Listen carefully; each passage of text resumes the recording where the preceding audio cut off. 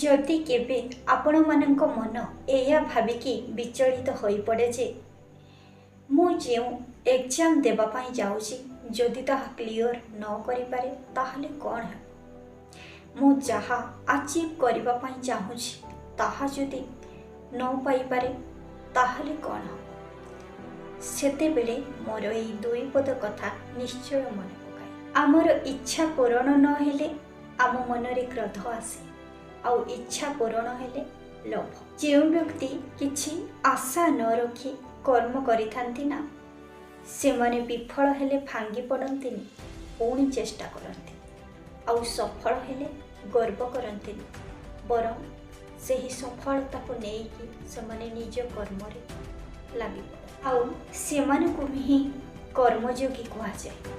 आउ एही बड़ी व्यक्ति माने जीवन रे थरे नुहे अनेक थर सक्सेस हो।